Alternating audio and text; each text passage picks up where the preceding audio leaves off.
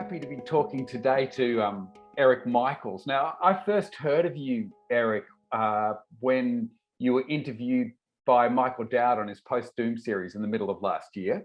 And that's when I became aware of your two Facebook groups, Prepping for Near-Term Human Extinction, Prepping for NTHE and Methane News, and also your blog site, Problems, Predicaments and Technology. And that blog site, I think, is a really comprehensive set of scientific articles that you've collected around what we're facing as a civilization, as well as your own writings, sort of condensing them and reflecting them.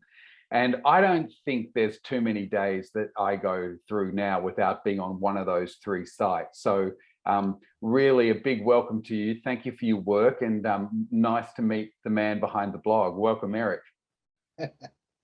Well, thank you. Thank you very much. Yeah. It's true that I've been a part of all three of those for quite some time now.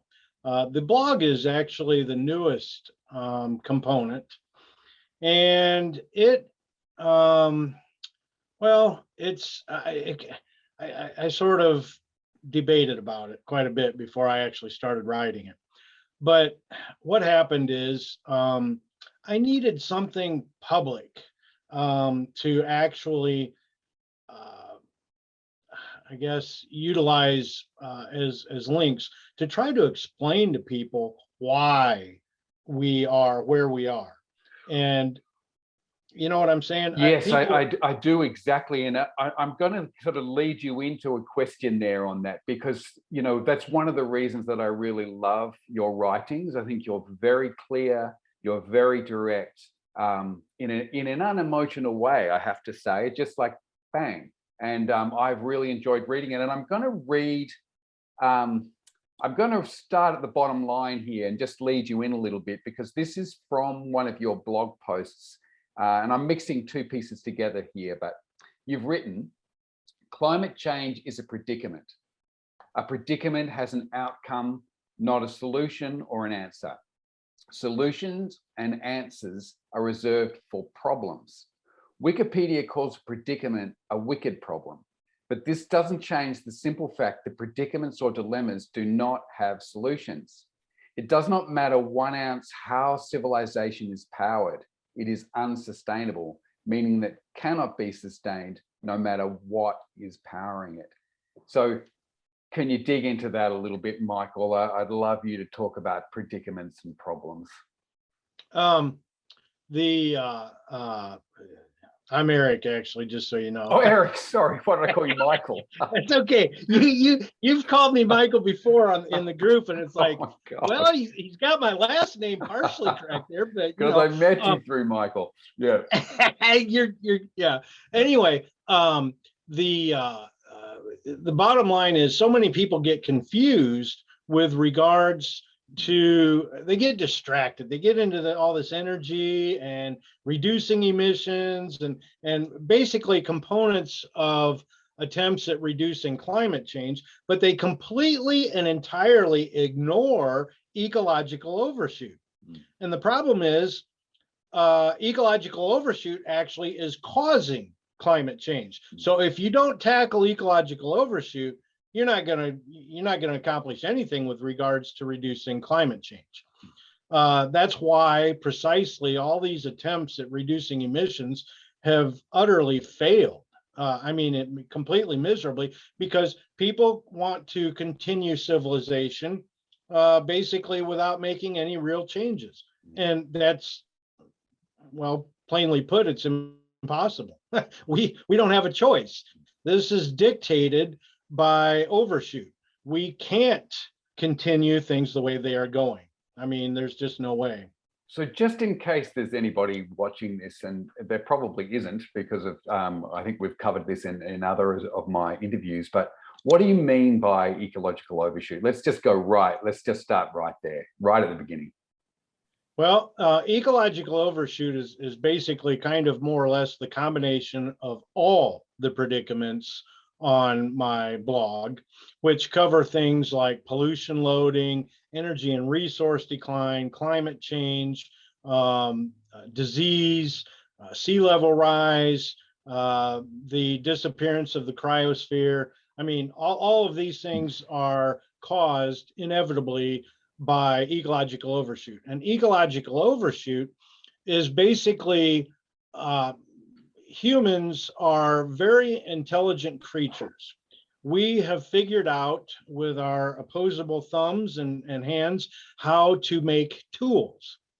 And we've used those tools to harness what basically would require much more energy than much more energy than what we had available to us before. And so we have the ability now to utilize that energy in ways that we didn't really think this through beforehand and understand what we were actually doing. It seemed like a good idea at the time, but the bottom line is that technology kept promulgating itself over and over in a positive feedback loop. And what we did was we utilized agriculture, we developed civilization, and this requires transporting resources and energy and materials into a centralized location. And then we have to export all of our waste out to some other location.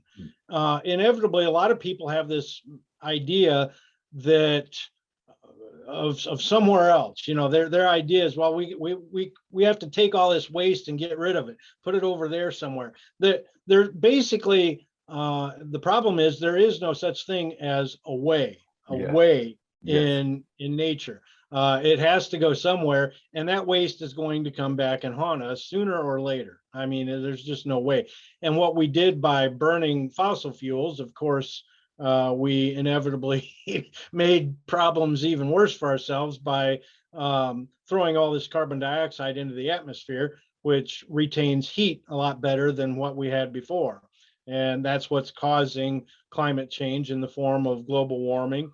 And inevitably, the technology that we used also allowed us to make much more food than we had available to us before. And as such, more and more and more humans were born. It's basically, we're no different than any other animal species or even plant species for that matter.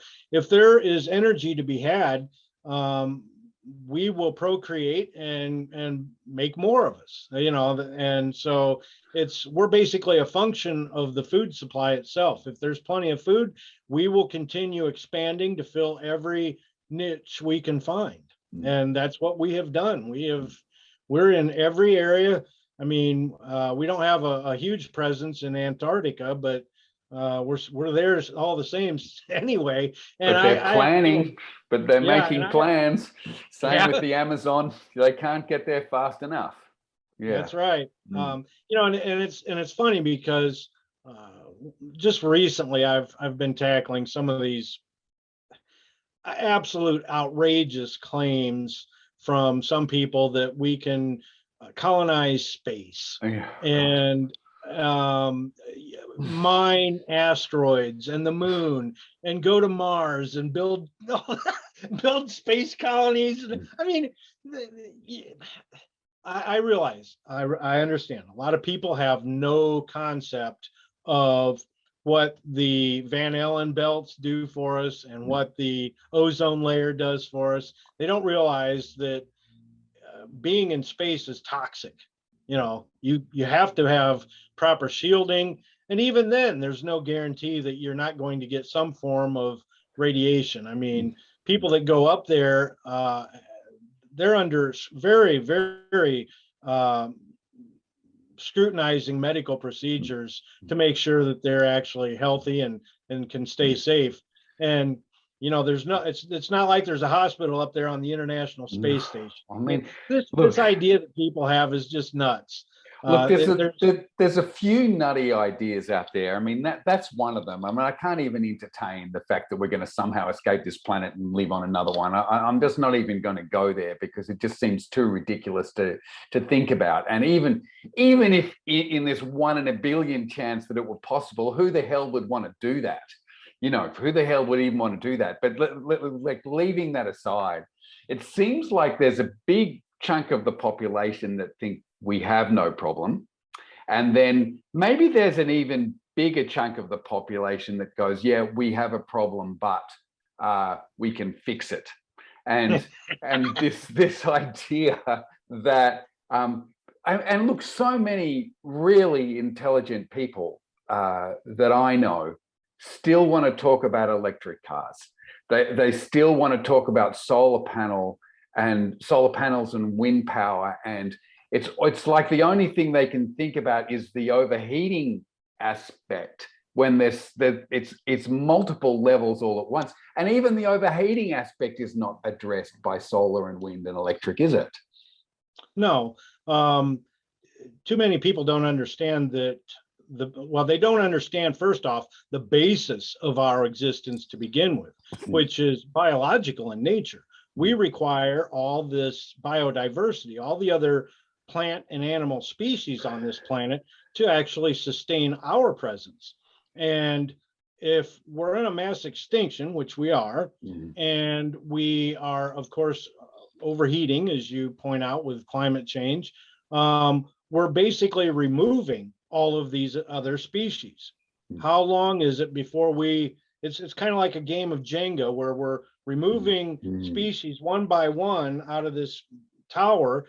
Sooner or later, the tower is going to collapse. Bottom line, and that's the thing that so many people don't seem to understand or comprehend. And it's very difficult to try to explain to somebody, hey, look, building more electric cars actually goes the wrong direction, because it increases ecological overshoot. It does not reduce ecological overshoot. They're focused exclusively on emissions, whereas they're not looking at what it does to the environment and, of course, all of the life around us. That's what we should be concerned about.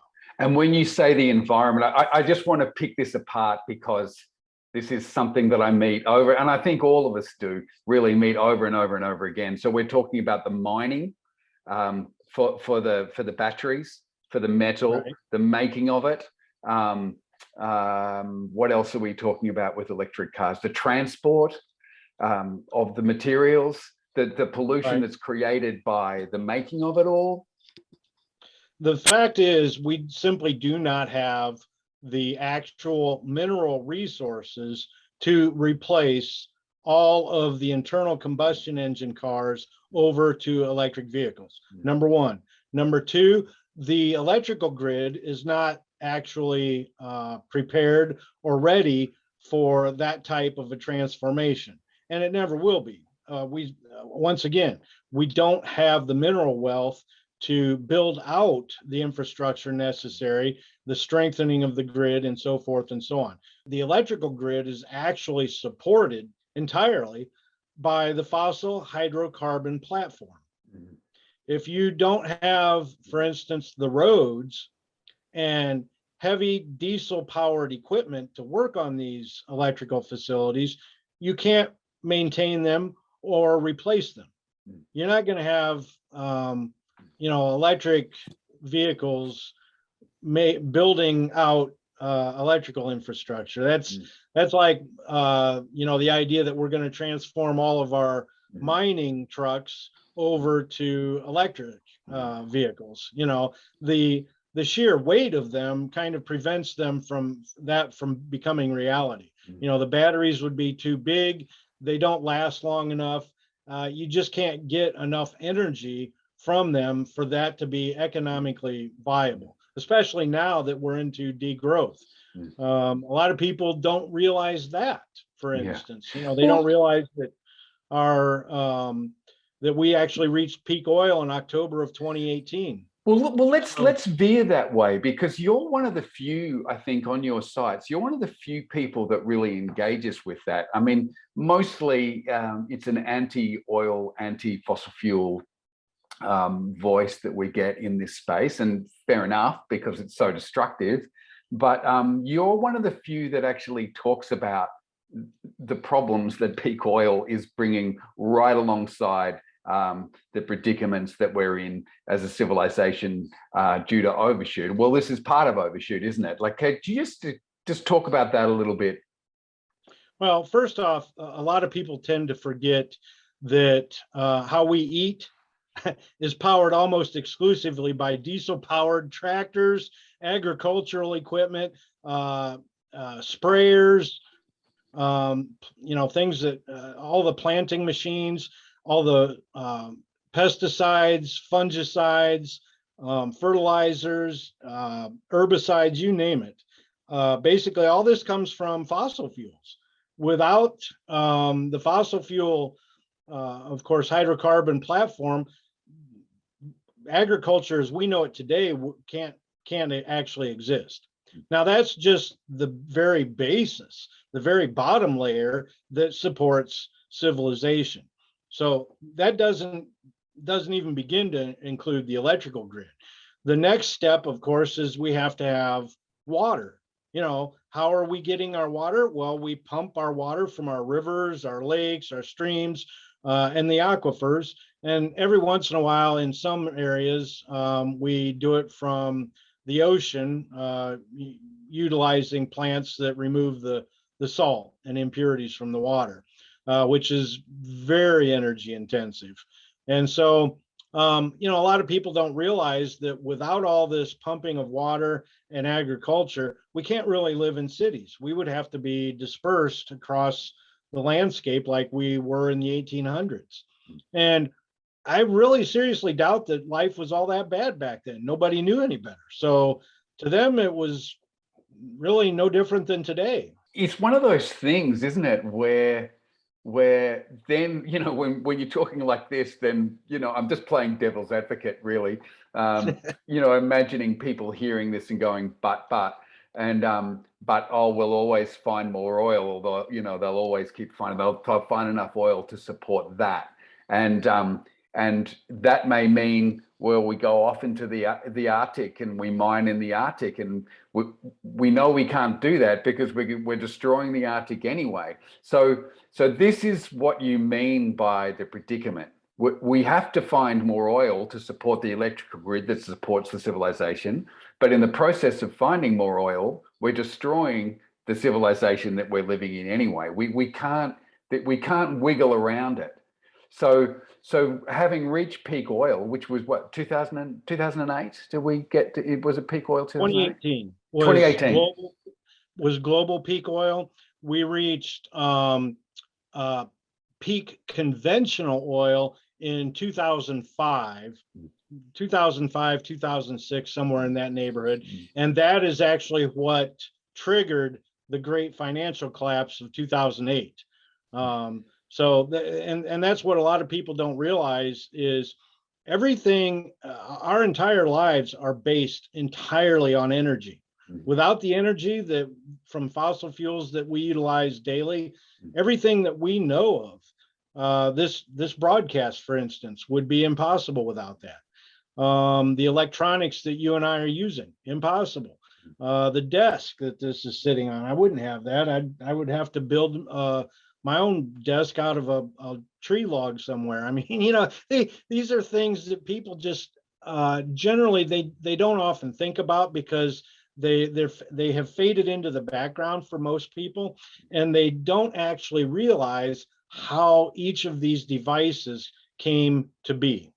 And as far as with civilization, like for instance, maintaining electrical plants, hydropower dams, solar panels, wind turbines, you name it, anything that produces electricity basically has to be maintained. And that is maintained by doing what? Well, aside from checking on transmission lines, they do it with mostly trucks, heavy duty trucks, pickup trucks, bucket trucks, you name it, heavy equipment. And those are all diesel powered, and they drive on asphalt roads. The asphalt is made using fossil fuels. That's basically the asphalt's the heaviest black tar stuff that is at the bottom of each barrel of oil. And that gets refined out when they make gasoline and diesel and kerosene and all that stuff. and those are basically the dregs that are left over, and they use that to make things like asphalt shingles for roofing, and of course all of our roads. And without fossil fuels, it's very, very, very difficult to make concrete because of the high temperatures involved. And you really can't, well, you can build a furnace, and they do use electric furnaces, but they have to have backup sources of electricity, because if the power goes out to that furnace, all the fire brick in the furnace cracks and the furnace is destroyed. You have to turn it off completely, shut it down, and rebuild the furnace. And this is aside from the fact that we're running out of the sand to build the concrete anyway. Well, that too. There's another issue. There's another predicament, and I think it's good to just look at how deep this goes. And I mean, just going back to something you said earlier, where you're saying we go back to the 1800s or go back to the Stone Age. I mean, if we're lucky, we go back to living in caves. If there's any of us left, we go back to living in caves. But you said it right there. If there's any of us left, I don't think people realize that we're actually most likely. Now, it doesn't seem like it because there's almost 8 billion of us almost on the planet, but in reality, we're probably functionally extinct, actually, because of what we rely on, and it's all disappearing. One comment that I was discussing in a peak oil group earlier today is the fact that all of the carbon sinks that we rely on to keep basically the biosphere in equilibrium, to keep the amount of oxygen and carbon, at a particular level, the carbon sinks are disappearing. The Amazon rainforest has turned into a source of carbon rather than a sink because of the burning. Right. Yeah. Well, the burning, drought, the clearing of forest for agriculture, and sometimes people are just doing it for the heck of it. Some people start fires to burn off agricultural slash, and gets out of control. You get a windstorm, boom, you got a wildfire on your hands. And the same stuff happens here in the States. I'm sure that probably happens in Australia, down where you're at. Somebody throws a cigarette out of a car, and boom, if it's hot enough and it's been dry long enough, and you got a good source of oxygen, bam, off to the races. Well, a couple of years ago, 20% of our forests burned in those big fires that we had. I mean, a lot of them grow back here still. We're at a climate, we're still at temperatures where they're able to grow back, but 20% of the forest burned. And that was something like they estimated like over 1 billion animals died in that. So, and I mean, it's just one of those things, isn't it? It's another one of those predicaments that we talk about, isn't it? Yeah. There's people talk about these ways to solve things, and they don't understand what the basis of our existence is. Number one, they don't understand the layers of infrastructure that actually support that existence. And they don't realize the sheer level of energy required to keep everything moving smoothly. And of course, I think people are on the cusp of understanding that these supply chain woes are actually caused by, of course, energy decline. A lot of people don't realize that the fact that we shut down a lot of oil wells, especially fracking wells here in the United States. We shut a lot of them down during the COVID-19 pandemic. And as a result, you don't just start them back up on a dime. They take a long time to get things back to normal, so to speak. And sometimes some of those wells can't be started back up. Once you've shut them in, they're done. They're useless. They can't be started back up, So and people like me and probably you, Erik, would go, well, thank God for that, because there's some truth to it. Yeah. I have mixed feelings because I understand what it means not to have fossil fuels. It means everything that we know today is over and done. I don't expect that to happen in my lifetime per se, but I know that people who have children, their children are going to see this, and well, they're going to curse at us, even though it's not, it's not like you and I had anything to do with. I mean, we simply grew up. I didn't know anything about this really until probably, I mean, I knew about climate change. I've known that for well over 40 years now. I've been studying that since I was in high school. But I did not understand energy and resource decline and ecological overshoot. That just started appearing on my horizon in 2009 when I saw a collapse with Michael Rupert, and rest in peace. He saw things as they really are. And he wasn't afraid to investigate and find out what was the real root cause of all these issues. So just to go back there for a second, because I'm curious, you don't see it happening in your lifetime, and I my response would be it's already happening.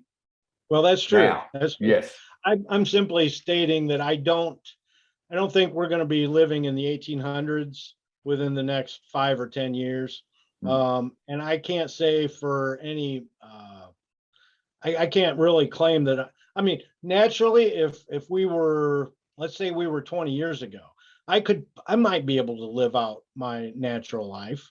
But what, one would have to define what a natural lifespan truly is, because right now we're actually being kept alive, most of us, artificially through the use of technology, medical procedures, antibiotics, vaccines, and so forth.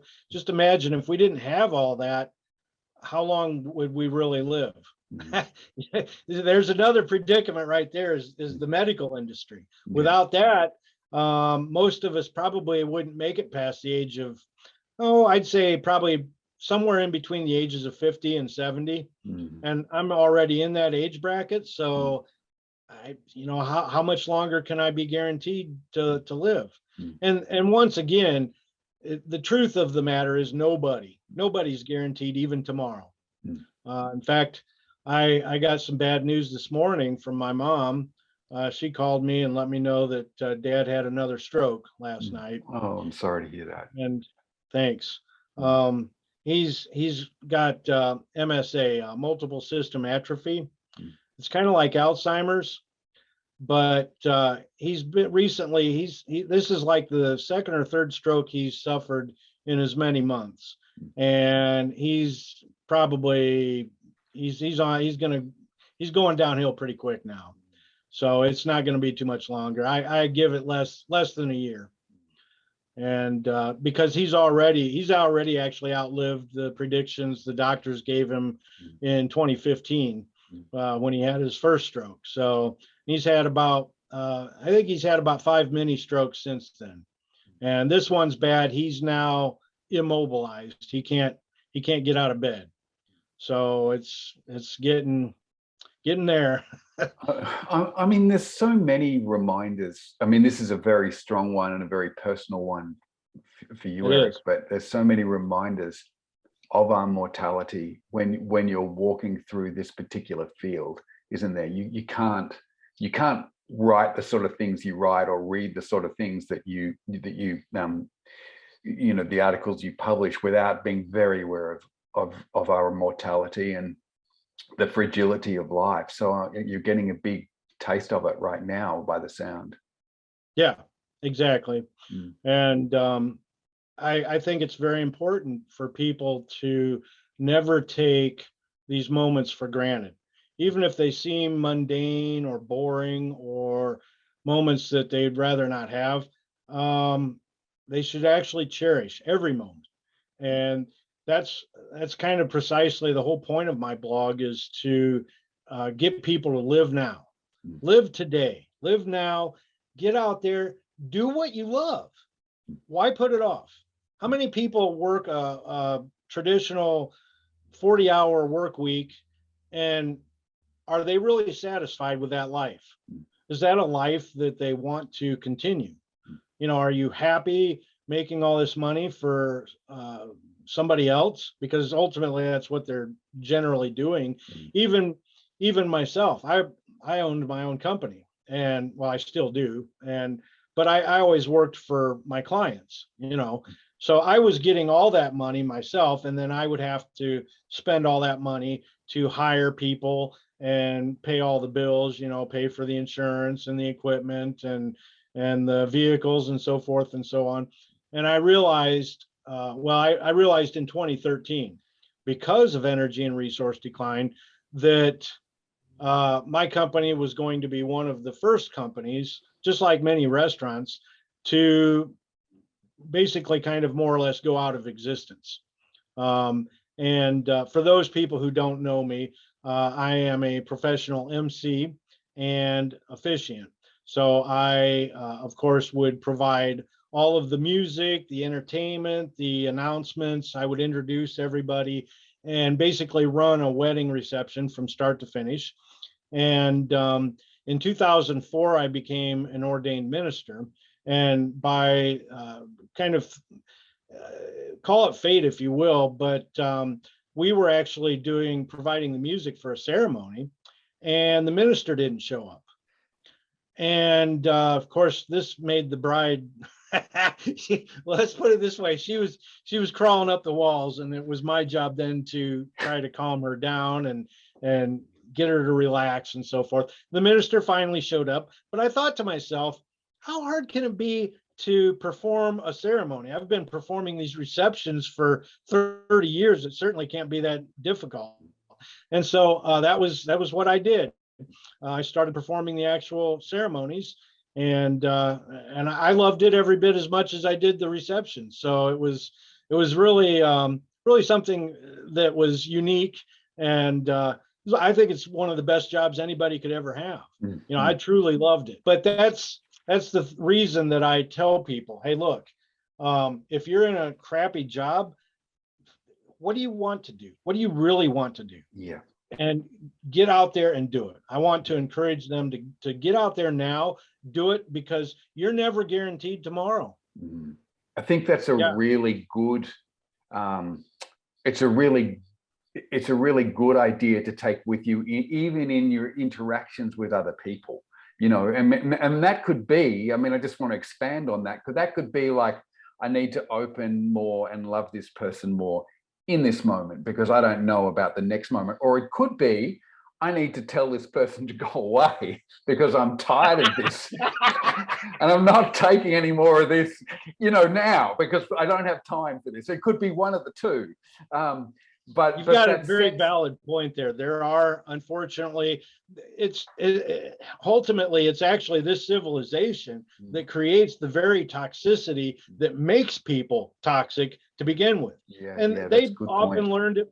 They often learned it from their parents. Unfortunately, they had maybe a father who was an alcoholic or something along those lines, and of course, all that did was turn them into, pardon my French, but Mr. Asshole, and so you're right. Obviously, if people are being toxic, you should, get away from them. Why put up with it? Yeah. So all those questions that come into focus when you think my time is short, my life is precious.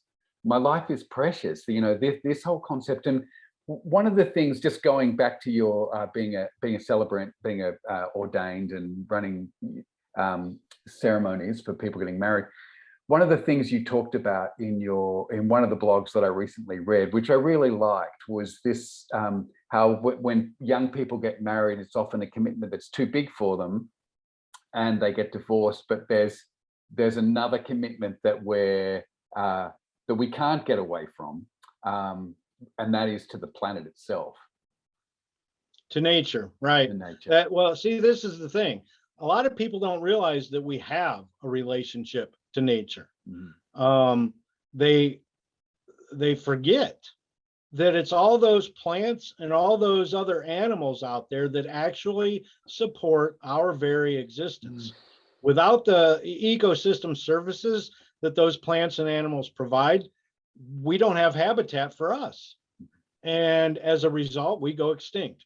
And we're actually doing ourselves in by the constant and consistent building, this very building that you speak of, building electric vehicles and building more roads and building more buildings and building more electric plants. And whether it's irrelevant whether that electric plant is coal-fired, gas-fired, whether it's a wind turbine, whether it's a hydroelectric dam, whether it is solar panel, doesn't matter. Those are all devices. They are not renewable. So there's no such thing as renewable energy. That's a complete misnomer. In fact, it's just an oxymoron is what it is, because these devices aren't renewable at all. They're rebuildable. You can rebuild them, but they're not, they can't be renewed simply. You have to build all the parts and you have to erect them on site, and it requires a huge, like you said, amount of mining, manufacturing, transportation.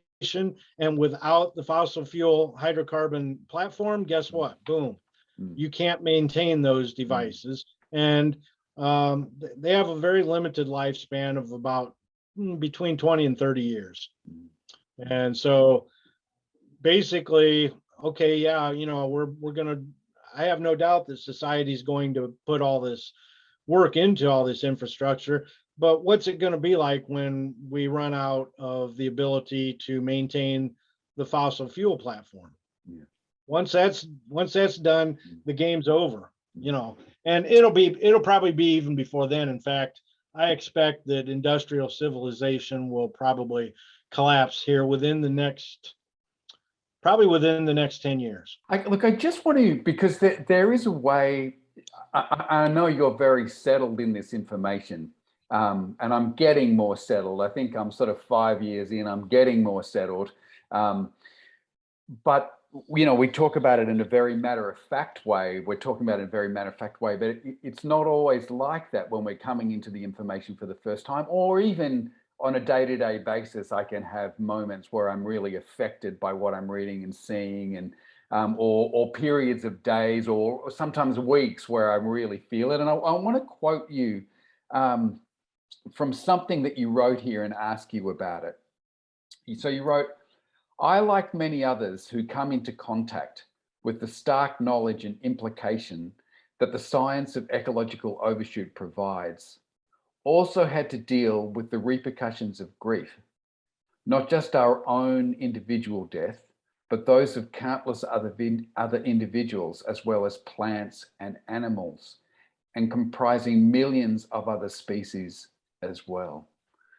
So tell me a little bit about your journey of grief into this, Erik, when you came into the recognition and the realization of where we are. My my introduction to NTHE, if you will, came through a website that I visited. Well, basically, I was in a climate change group, and I saw the initials NTHE, and I didn't know what it meant. And it's like NTHE. I was, I had mastered the LOL and LMAO and all these other acronyms, but I didn't know that one. And so I Googled it, and near-term human extinction. And of course, at first it seemed so alien. It seemed like, oh, this can't possibly that's crazy. Who would ever come up with that? When the reality finally set in, when I got done denying it, I actually spent an entire month trying to disprove this whole idea. And what I came up with in reality, I came upon a couple of articles written by folks who were disparaging the content, but they didn't have any actual scientific studies to back them up. And most of the science actually supported extinction versus the opposite. So my opinion at that point was that, okay, extinction's pretty much most likely a given. We're going to have to go from that point and study more and move forward this way.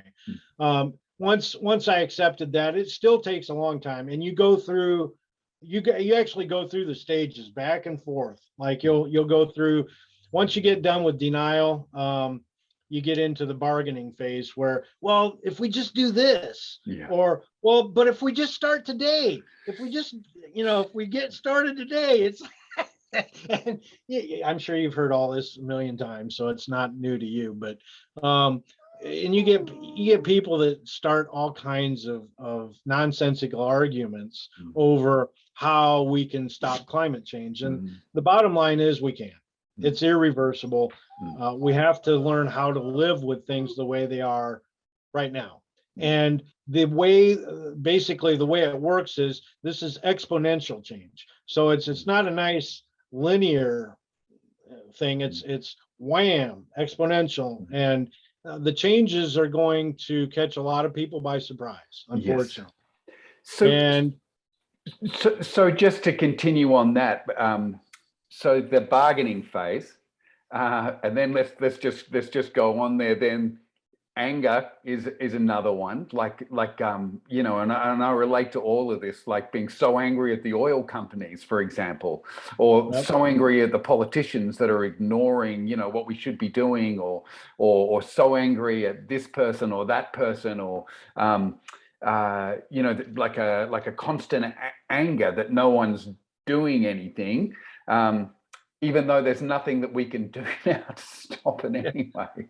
Well, it is. It's annoying because, and don't get me wrong, I went through the anger phase too. I got upset. In fact, I actually was upset at my parents for a while. It's like, well, you guys don't understand. You burned all this energy just throwing it away. It's not their fault. That's what society was doing. I mean, so, I realized that in retrospect. But I never got quite as mad as I see a lot of people get riled at the CEOs of fossil fuel companies and the fossil fuel companies themselves. I see people getting riled at companies like Monsanto and other agricultural companies and seed companies and fertilizer company. I mean, anything that has to do with basically the corporations that actually run industrial civilization. But at the end of the day, one has to start looking inward and look at their own behavior and realize that this was caused by all of us, not just one or two companies. How much responsibility, how much responsibility can you dole out to the companies? Ultimately, they were supplying a product or a service that society, that there was demand for. I mean, if there's no demand for something, the company is going to go out of business. It's that simple. So obviously there was plenty of demand. You can't really blame that company, because even if that company goes out of business, a new company will come in and fulfill its previous duties and or products. I mean, gosh, it's hard not to, when you read about some of the things that some of these companies do, it's hard not to see them as the representation of pure evil, on the planet. It's really hard not to see that. The advertising and marketing and denial that climate change is bad, or denial that it exists, or denial that it's going to be as bad as it really is. Disrespect for nature, it's really.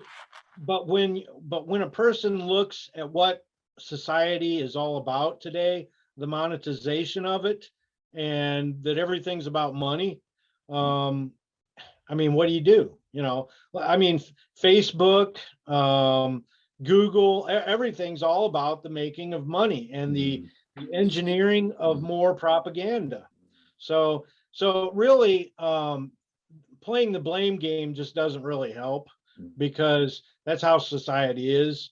And in reality, it's how species, it's up here, it's how we think, and we really need to attack our thinking, because at the root of all of this is the very behavior that we exude. And that's really, once a person, it takes a long time to get to this point, trust me. I I went back and forth through the blame game. I didn't spend a lot of time there. I realized that it was because of us, and that we were basically our own worst enemies in that nature, because we're creatures, we're animals, and it's basically like, well, let's face it. If you see a donut and you see a carrot, which are you going to choose? Well, personally, I don't like donuts. I'm not a donut You man. I'm don't not a like sugar. I'm not a donuts? sugar guy.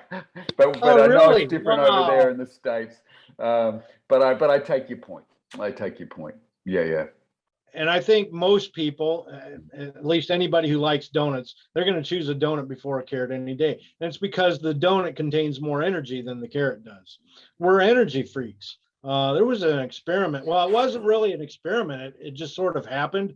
I think it was called St. Matthew's Island off the coast of Alaska, where the military introduced reindeer on the island to supply food for the soldiers who were stationed there. And then after World War II, the station was abandoned, and the island, the entire island was abandoned. And so the reindeer were left to their own devices. There were no natural predators to control the numbers of the reindeer. And so their numbers exploded, literally exploded, no differently than we do with all this food available to us.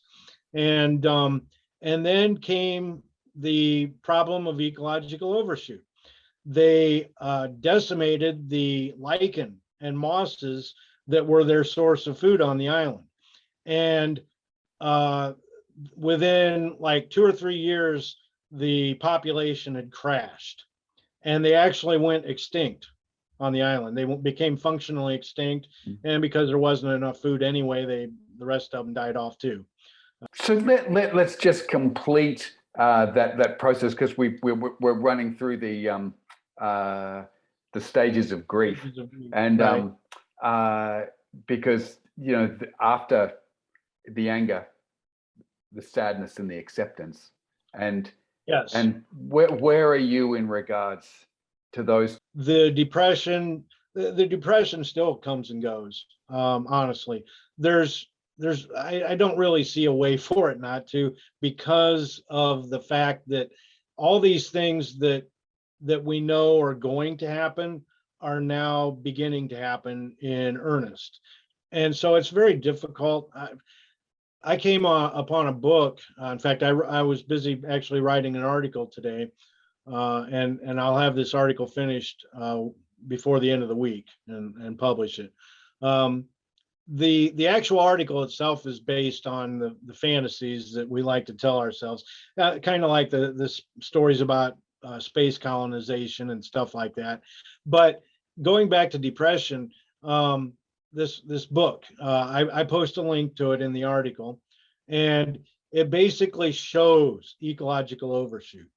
It shows all the animals that we're killing and maiming, and some of these things that are happening just as a result of what we have done. Not that we're actually trying to kill them, but things like all the plastic that are filling up birds' guts and whales' guts and seals and so forth. And once there's enough plastic there, they can't get enough nutrition and they die. And then we open their bellies up and see all this junk basically that came from us. So depression can be a really hard one to, yeah, that you can probably expect you're going to come back and forth through it. The only way to permanently eliminate it is to go into complete denial, quit looking at all the information and everything, and start a brand new life basically. Well, I mean, look at, just to back this up, I don't want to get into a discussion about this film because we have to close, but Don't Look Up, a beautiful moment in that film when Jennifer Lawrence, was on television, and that they're all telling her basically to cheer up, be happier. And she goes, well, maybe the end of the world isn't supposed to feel good. And so I think, as you said, unless we want to go into denial, sadness is one of the things that we really have to find a way to live in, as well as all the rest, as appreciating the beauty. We can't get past that, nor should we expect. There are some things, you're right, there are some things we won't get rid of per se. However, I do want to add that once a person reaches acceptance, most of your days can be much happier. Yes. and very fulfilled. Yes. And by looking at this from a different perspective, if a person zoom out into the larger cosmos and look at all of this from a much wider perspective, zoom out, instead of looking at individual trees in the forest, look at the entire forest, look at the whole thing, and say, okay, here's what's really going on. We're just a small speck. I mean, if you look at our existence on this planet, we've only been here for, just over what, 2, 3, 400,000 years. Our ancestors maybe a mere 2 or 3 million years. So we've really not been here very long at all. And we've actually been here longer. Most species go extinct within about 1 million years. So we're actually kind of lucky. We should be more thankful and more gracious about our place here on the tree of life, and of course, looking out, once one realizes how long these geologic time periods are and the cycle of life itself, it kind of adds a little bit of perspective into things so that people aren't overpowered by the fact that because overwhelmingly, I think most of us are too centered on, we're too anthropocentric. We're focused on ourselves and our species. What about all the other life? I mean, it's not just us that's dying out, it's all these other species too. And so we should really be thankful for what we have today and not focus so much. I mean, yeah, it's true that we're going extinct. We're going extinct one way or another. It doesn't matter. This idea that people go, oh, we're not going to go extinct. Well, I'm sorry, but that's actually the rule. All species go extinct, and out of all the species that have ever existed, 99.9% of them are extinct today. So I mean, we're going to go extinct. There's no doubt about it. The only question is, how long do we have before we go extinct? Yeah. And I think that's where, a lot of people can, I know. I think that a lot of people, if they focus more on the things that are good in their life and focus on having more of those good moments, that actually makes up for it. It really does. And so, yeah, acceptance isn't easy, but once you get there, it makes it so much easier to come back to it. A lot of people don't realize that climate change is caused by ecological overshoot. So this idea that, well, we can stop it by reducing emissions. Well, yeah, but how do you reduce emissions? You have to reduce ecological overshoot first. Yeah. If you don't do that, you're never going to reduce emissions. And it's either going to be done voluntarily by us, or it's going to be done by nature. Nature's going to take us out. And as Guy McPherson would say, nature bats last. And I think there's there's a lot of truth in that. And look, I think especially with you just talked about the big picture geological time scale. I think that's a good note to wrap up on. Realizing our place in the bigger scheme of things, a little speck, a small speck in the galaxy. We are. All subject to the same rules of nature that basically every other living thing is. So good place to leave it then. Erik, it's been really great to speak to you and super nice to meet you, having read so much of your work. And I'm going to put links down to the sites that you run and your blog post underneath this. And so great to have a chat. Excellent. Thank you very much, Michael.